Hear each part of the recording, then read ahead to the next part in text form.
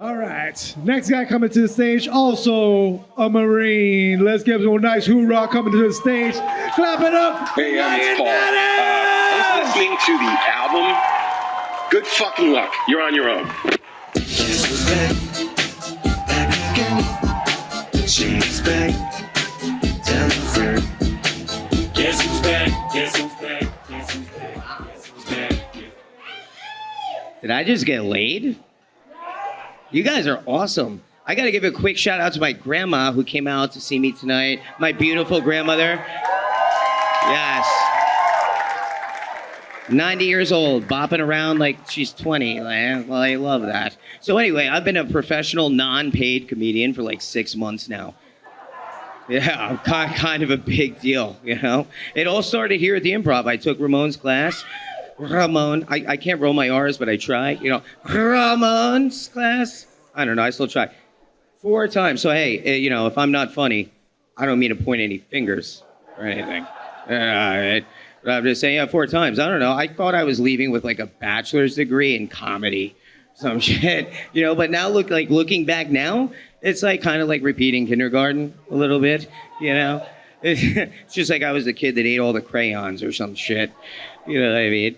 But I'll tell you what, though, Ramon filled me with all this hope, you know, that I'm out there on the streets chasing chuckles like a fiend, driving room to room like, they're going to laugh this time, right? They're going to laugh. You're funny. You're a funny guy, right? This is fun. We're having fun, you know?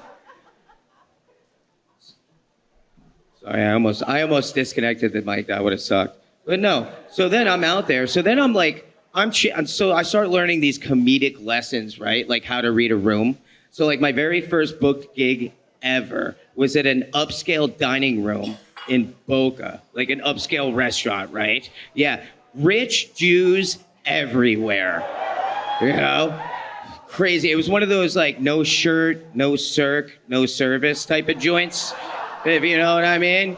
You know? So I'm out there, I get up there and I'm doing my thing, you know? And like this half of the room is laughing and having a great time. Actually, it was this half of the room. Was that laughing, having a great time. This half of the room was just pissed off. And I had no idea. It was really weird. And at that point, I'm like, wow, like these mushrooms hit me hard. Holy shit, you know? It wasn't until after the show that I realized that this half of the room, the pissed off ones, didn't realize that it was even comedy night. They were having like a whole family reunion thing. Yeah, they probably haven't seen each other in years, looking forward to having like a nice little meal. And they were also celebrating Stacy's pregnancy. I'm up there telling jokes about abortion, dropping babies, and 6,000 reasons why not to have kids. Yeah, I basically crashed a baby shower with like a Planned Parenthood set list. It was bad. I didn't read the room. I definitely did not read the room.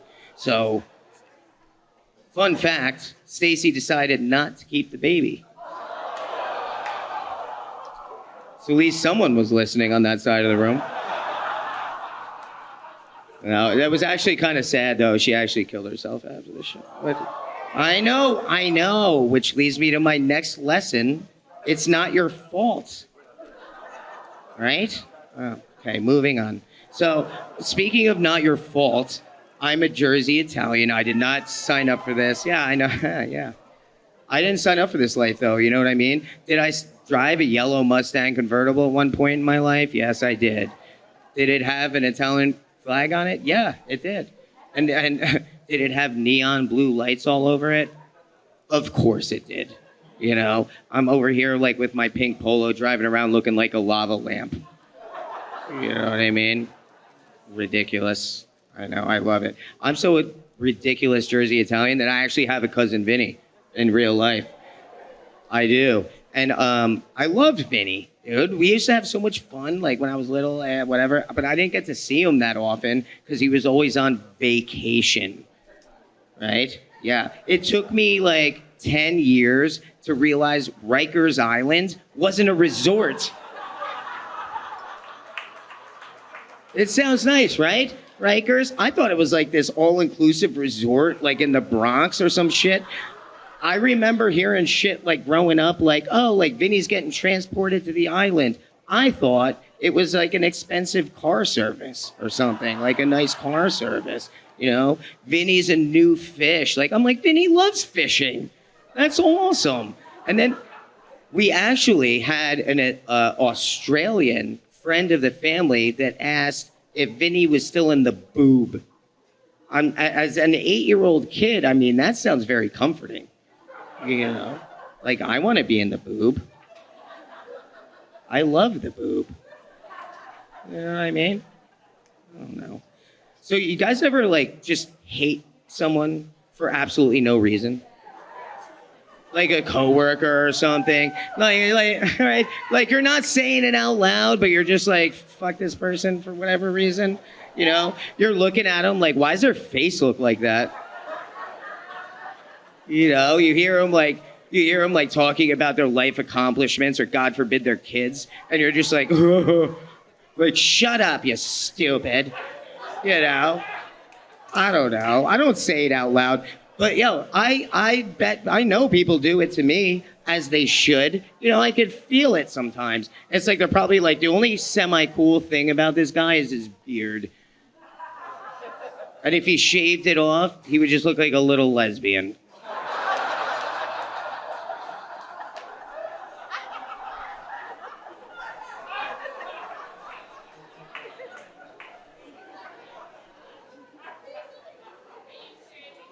No, I'm not going to shave the beard. I have to keep the beard forever. So 911 operators are assholes, I've come to realize. I don't know. The other day I was binge watching true crime, smoking a bunch of weed, and I think 911 operators are assholes. I think I have a better system, right? Like, I feel like they're wasting way too much time with the calm downs, right? Calm downs. Is there a lot of blood? Calm down. Here's my thing. I think that they should escalate the training. I think that, like, if someone stabbed my wife in the neck and ran out the door, I wouldn't be calm. I think you should match their energy. So I think it should go something like this. 911, what's your emergency?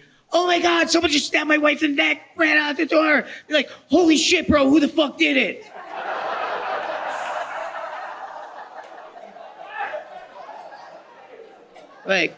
Like, drop a pin, fam. I'm on the way. Help is on the way. I got you. Sometimes I feel like I should be a 911 operator to give back to the community. And then, then I lay down until that feeling passes. I just figured I had to throw that out there. I don't know. But also, as I'm getting older, I feel like I'm having more irrational fears. Irrational, whatever. I'm having more irrational fears. Like, for example, like, I'm terrified of heights. That's a rational fear, right? I was in the Marine Corps. So when I had to jump out of a helicopter, they kicked me out that bitch because I wouldn't jump, you know? But now I'm scared of shit like the deli people at Publix.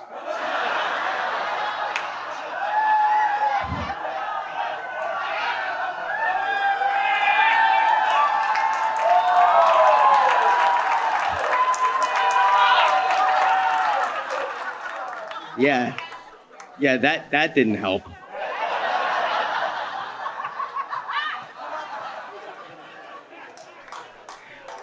So also, irrational fear number 2 is the homeless guy that lives outside my work, okay?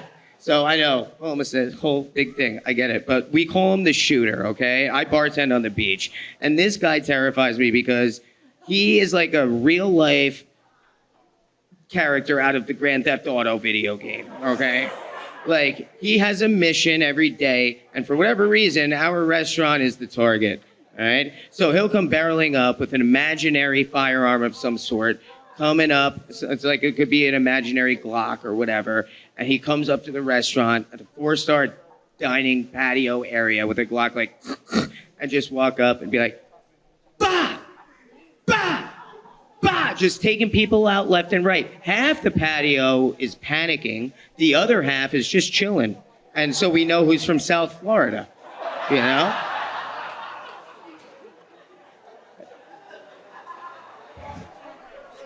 The next day, he'll come up with an assault rifle. Imaginary, of course. The first time I told this joke, I forgot to say imaginary, and it didn't go over so well. So he'll be behind a palm tree chilling, all tactical this time, though, right? Like this, like we could see you, bro. Like, and he's like, bah, bah, bah, bah, bah, bah, bah, bah. He's taking out cars, people, everything this time, right? Next day, I'm bartending, and I just hear, bah. And I look over, he's sniping us from like across the beach. So here's my thing with that is, okay, it's the precision and the commitment that this man has to, you know, he's changing magazines out. He knows how many shots he fired, and there's no rhyme or reason to who he takes out. So I don't want to be part of this selection process, so I just hide. You know what I mean? All a terrorist, Muhammad, would have to do is arm this guy, and South Florida would be devastated. So I want nothing to do with that, right? So he's walking up one day, and I tell my coworker, I'm like, oh, here comes the shooter. He heard me.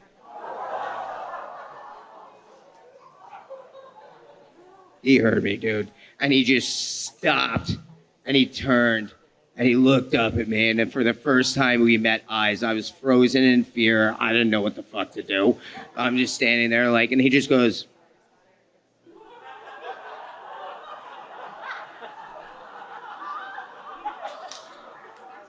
bah!